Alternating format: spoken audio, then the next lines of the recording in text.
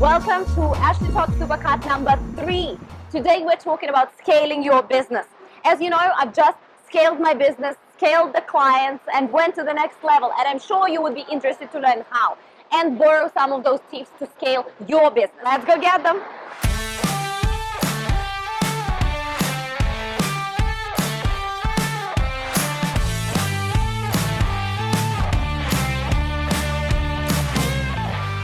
If you're planning to scale your business, the first thing you need to sort out is your own mindset. For many years, I owned the business and I always thought that, you know what, it's going well, it's going great, and let it just stay there. I didn't really think I wanted to go and build a much bigger business because I felt that with bigger business, a lot more troubles come. So what is this shift in mindset? It is growth mindset. It is understanding that if your business is not growing, it is really dying. You need to understand what are your limiting beliefs. For me, I had a couple of limiting beliefs. For example, like money. I had beliefs about money, that money are limited, and you need to know that that is not true. In fact, there's a lot of money in the world. There's a lot of money in venture capital firms and banks. Again, your family, friends have the money, your clients have the money, so money is there. It's just up to you to bring up your product to a level where it's worth that money, where people are willing to pay you that. People are willing to participate in your business. People are willing to invest in it. So that was my limiting belief. Identifying what are your limiting beliefs and where are you standing right now. Do you believe that business needs to grow to survive? Do you believe that big business is hard? What do you believe about your team? What do you believe about yourself? So what are those limiting beliefs? Work on them, because this mindset, you as the head of a company, you project all this information and all these beliefs onto your team. If the boss doesn't believe that business can grow to $1 million in half a year, then the team will never believe and will never be on board with that message. So step number 1, mindset.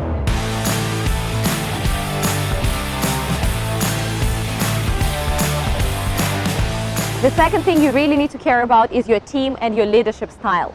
In terms of your team, you need to understand what is your core expertise. What skill sets do they possess? And most importantly, what skill sets do they not possess that prevents you from scaling, doing business, charging more, growing and going out there? On the one hand, you want to make sure that you keep providing training for your team members. At the same time, you want to make sure that you have the right people. Sometimes you need to hire people anew, and sometimes some of the skills and some of the people need to be retrained to perform new duties. On the other hand, you also need to make sure that all your processes become standardized. We very often reinvented the wheel again and again. For example, our proposal format. Right now we personalize, of course, our proposal, but the format is the same. We change some pictures to fit the style of the client, but we don't completely reinvent the wheel. The same thing happens with your operations. The same thing happens with everything you do. You try to standardize.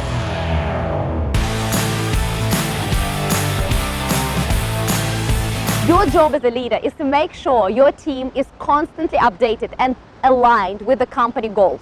So before you understand where are you going or growing or scaling as a business, it's of course impossible to have your team on board. So first you understand, you create that strategy, you involve key people, for example, your marketing manager, your sales director, you craft that business strategy, and then you continuously communicate it to your team. And I would recommend you and all your colleagues to do one thing. You need to take the DISC personality test. I'm going to put the link to that test below this video. And what it allows you to understand about yourself and about your colleagues is basically what are their values, what is their communication style, how are they adjusting to the environment. Apart from that, make sure that you empower them. What does it mean? It means you clearly define what is each team member's chunk of work. For example, if you're running a project, there needs to be one person in charge of that project. First of all, it creates alignment so everybody knows who is doing what. Secondly, from your standpoint, you can outsource tasks much easier. And thirdly, it creates that ownership. So empowering them, giving them access to the budget, giving them full responsibility over even important projects, even client projects. And if they mess up, it's okay, you work it out. But if you don't empower your team, you will actually suffer long term. So make sure you do that. And the last thing you need to understand here is you need to manage yourself. They are fantastic people and we work together very happily on the same goal, and we are contributing beyond ourselves. But the only indispensable person on my team is myself. Once you understand that, you start approaching certain processes different. Get to the point when you can actually take an afternoon off and you can go and leave the office earlier, and you can spend time shooting videos, and you can spend time, going and doing talks, not just doing operational stuff. Hire somebody who actually handles your operation, handles your marketing, so that you can become the business representative, business owner, not business operator.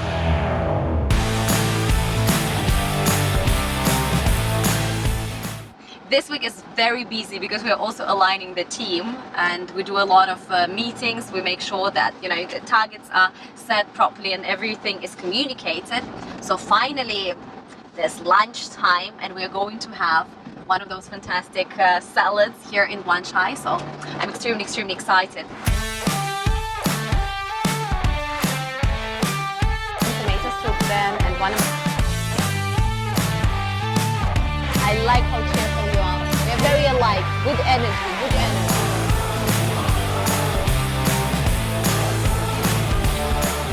And here, guys, they brought me hot water. A lot of people ask me why would I drink hot water.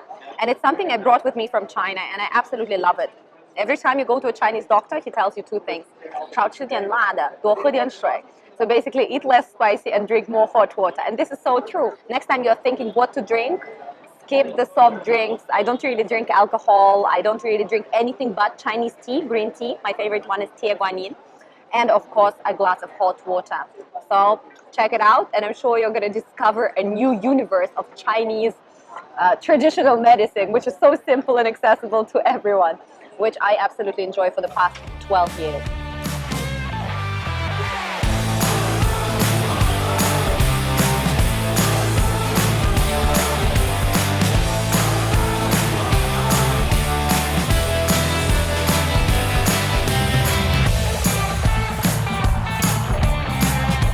Bringing some amazing puffs for our team in the office right now. So let's see how happy they will be. And remember that, guys, whenever you're working with your team, make sure that you have those celebrations. You celebrate your successes, you celebrate your successful failures as well, and you celebrate some days, and sometimes there's no even reason to celebrate, but you celebrate to bring that sunshine out. I strongly recommend you to do that on a regular basis. Today is our day to celebrate.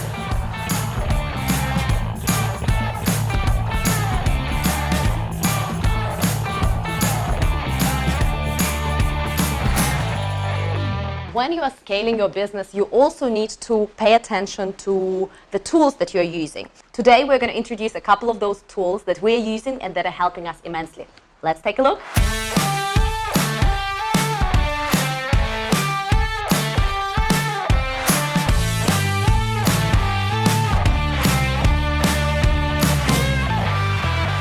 At Iris, we work with new technologies that can help us to scale our business. For more productivity and efficiency, we don't believe in a 9-to-5 work. Sometimes we work from home, sometimes we work from a coffee shop. So we're using 3 tools mostly to help drive our business. For example, Asana. It's our project management system that can help us track our work. So my team knows what to do, when to do it, and who is doing what. We're also using another tool that is an emailing system that is named RocketReach. In a company, the most valuable item is your email address. So how do we find it? We use RocketReach. So the third system that we're using is Fresh Sales. It's a CRM system. With that management tool, I can not only send emails, but I can drive which email has been opened, so I can understand more about my analytics, what kind of clients are interested in my emails, and I can respond accordingly. Another tool that we use every day is called Slack. Slack is a tool for internal communication. So apart from that, we also use it, for example, for sharing files.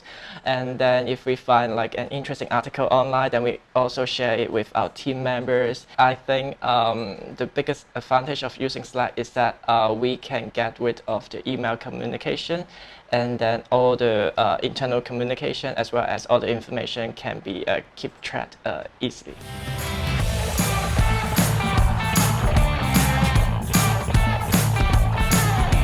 Another great tool that we're using are called RIME meetings. So R-I-M-E. R stands for recognition, and the first thing we do, we each go and spend about 30 seconds talking about our biggest achievement for the week. And then in a couple of minutes, we all choose the star of the week. So everybody turns around and points to one person, and based on the number of votes, we select this one star for the week. This person usually went beyond the call of duty, completed something outside of everybody's expectation. So it's a great way to recognize the team. Then we move to the second part of the meeting, which is information. Information is the section where we update each other. For example, BD team talks about the new leads, the project execution team talks about their specific projects. Then we move to the third part of the meeting, which is motivation. And during motivation section, we talk about the things that we've achieved in the past week as a team. For example, some of our clients send us a testimonial and they say that they've worked with many companies before, but we've done a fantastic job. So it's very motivational to see that whatever work you're doing is actually translating into team results. And you're propelling yourself to where you want to go. At the same time, we are asking ourselves one question: what is my major goal for next week?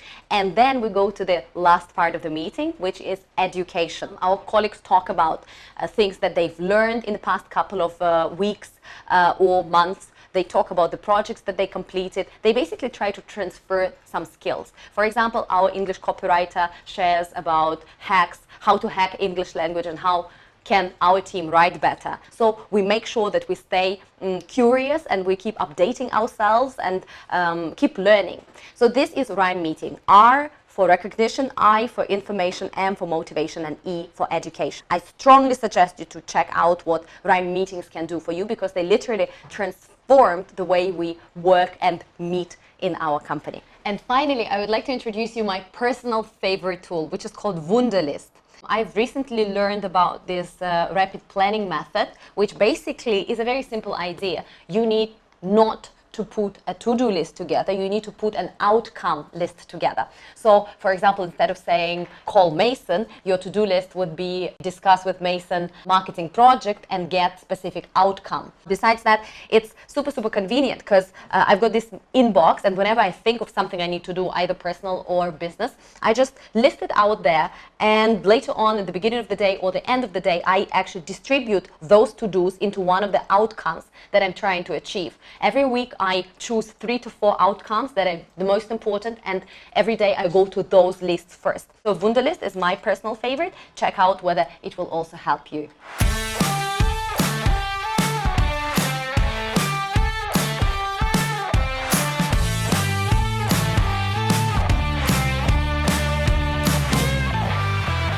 And now we've come to the last business tip for today about scaling. And this is increase your prices and make sure you communicate with your customers properly.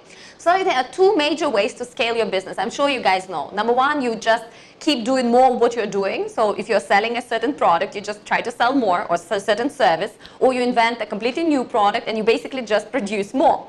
And the second one is to start charging people and your clients more for that specific product. So the best strategy combines both of them. We keep creating new products, and secondly, out of those things that we've done historically, like digital PR in China or social media marketing for the West or for China, we keep doing more of that. So we've got a BD head, and he basically drives the leads, and we try to work with a lot more interesting clients. The second thing is start to charge more for what you're actually offering. We've taken a huge leap from where we were a year ago to where we are right now, because you know that you're doing a fantastic job, but you charge a lot less for that. And clients actually understand that you're working also with a completely different group of clients. Another thing we realized is that when you create a new product, you can right away start charging a premium price for it. You need to charge based on the value you deliver. So for example, if I go to a huge multinational corporation and I train 50 of their global marketing heads on how to do digital transformation, how to set up strategy, this is worth a lot of money. I'm investing not only my effort and my knowledge that was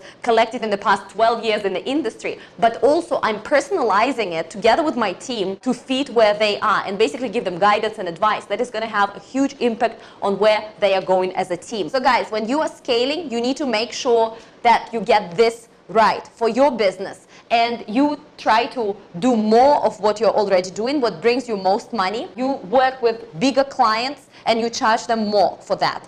And to sum it all up, you need to really communicate your value. That's why this section is called increasing your prices and communicating with your customers. This communication directly and indirectly is crucial. What do I mean by direct communication? For example, when inquiries come my way, I used to reply them myself, especially if I saw some big names. Oh my goodness, somebody contacted me. That's absolutely fantastic. Some big company wants to work with us. So I was, of course, very flattered, and I still am. I'm extremely flattered.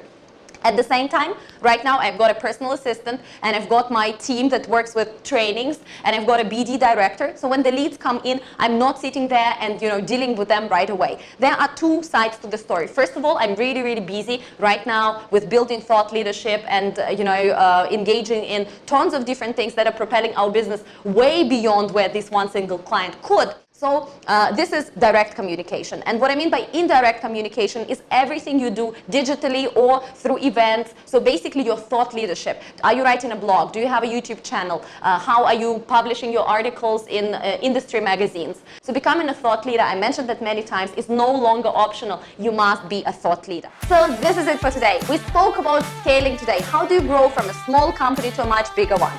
First of all, you need to take care of your mindset. Secondly, your team and leadership skills.